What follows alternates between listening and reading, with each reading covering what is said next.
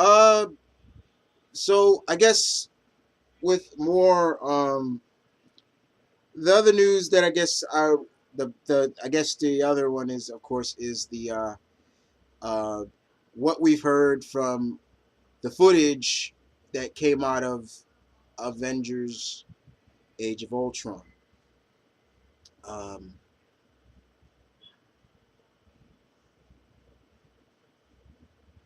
this is now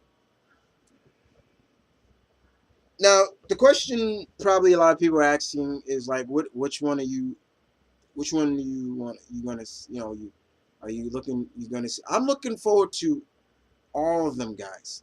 I want them all to succeed and have the success. I don't want any of them to fail. I don't. That's the difference between being a fan of being an Omni fan.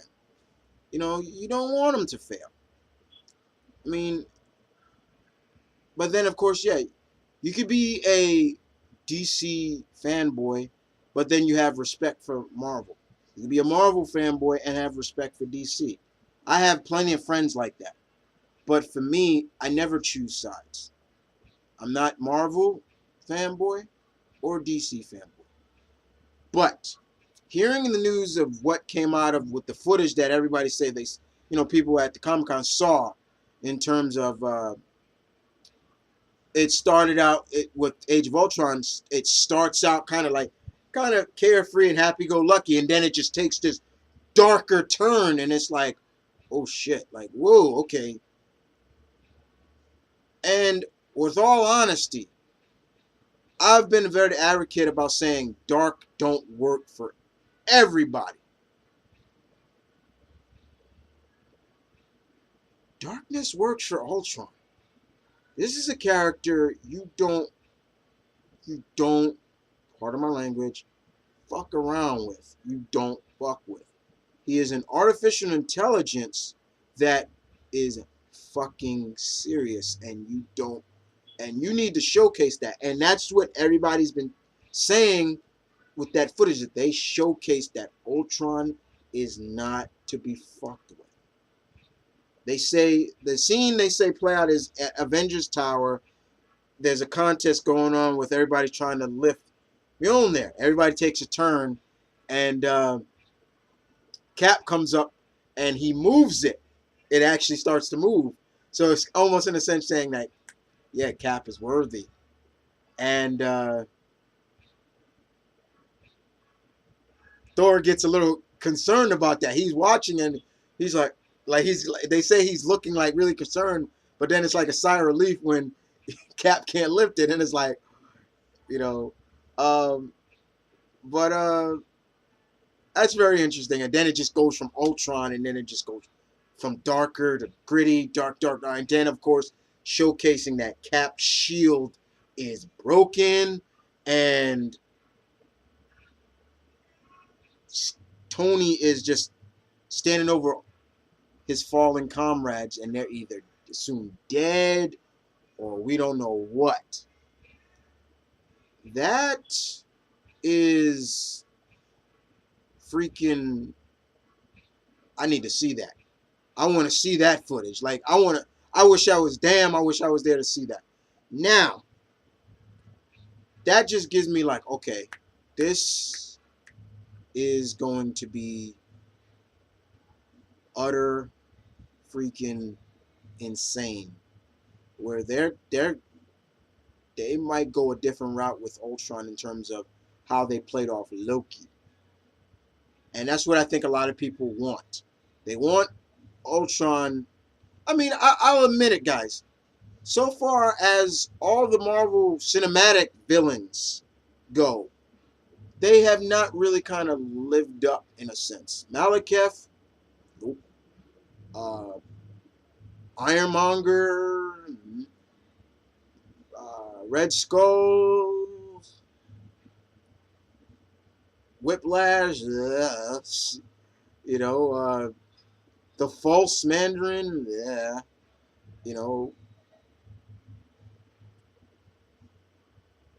uh, Abomination.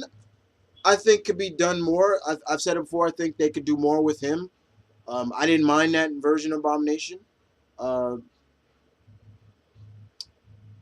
but then, of course, then there's Loki. It's like he's been almost the main focus.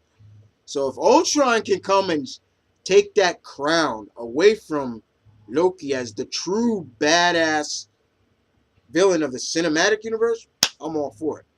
Um, I don't know how Ronan is and Nebula, but we'll have to see. But yeah, hearing that is just like I want to see this. I want to see this footage. You know, I want to see it. Now,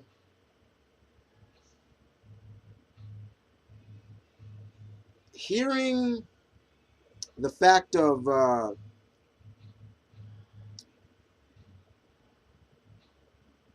I hearing the fact that Robert Downey Jr. and has planned out the Hulk, the big Iron Man and Hulk fight, for over 2 years, mapped it out and see it come to life. He talked about it was just like it was amazing to him. We're gonna see Hulk and Hulk Buster suited Tony fight, and it kind of makes you wonder, like, why are they fighting? But I think as a fan, this is a fight we all been wanting to see. Like, okay, we want to see this. You know, we got to see a little piece of the Thor Hulk fight. This is another famous fight, we've been wanting to see, and the Hulk Buster armor going at it. Now, but other than that, I'm looking forward to that. The whole thing. Now,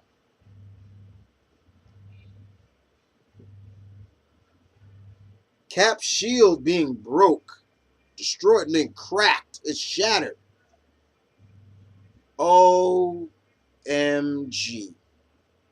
Because if this is a route of who I think is coming, as I said before, I've been patiently waiting for this character to show up, and now we might be getting it, so I'm about to blow up. Yeah. But yeah, um, if this is true,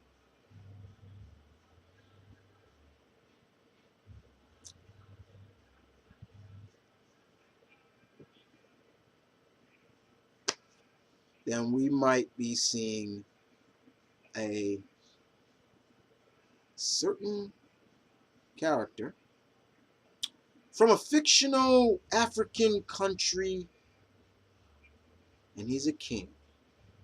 And his knowledge of vibranium is extraordinary.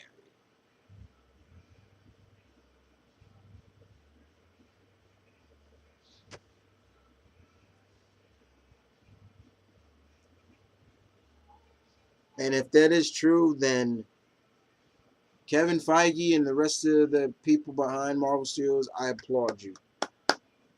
A perfect execution of bringing in that character. Now, that's just a theory. Not saying it is, but it's a theory that could work. We'll just have to see, won't we?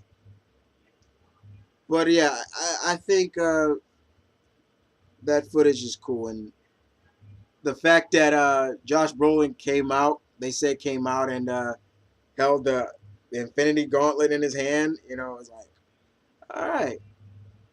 Um, and just hearing the cast talk about James Spader, you know, I think Chris Evans summed it up best. It's like, have you ever been around that guy? He's great, but he's intimidating. It's like when he talks to you, it's like he's piercing through your soul. And I'm like, yo, what the hell? But then we look at you look at James Spader as an actor and the characters he's portrayed. It is kind of scary sometimes because he does come off as being this intimidating presence. Like, man, I wonder what it's like to be around this guy. He has these He's in. He has these eyes that really kind of do look at like he's piercing into your soul. And I think there was a good choice of for Ultron, and the fact that they're motion capturing him is fine.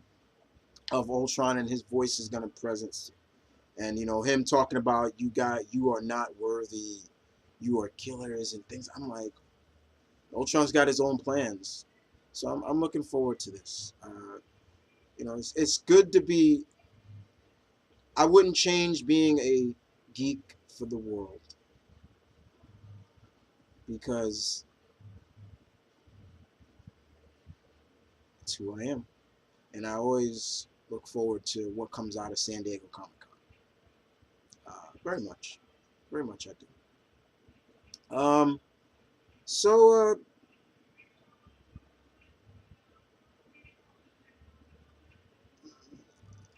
on to the next, on to the final and next for me. I think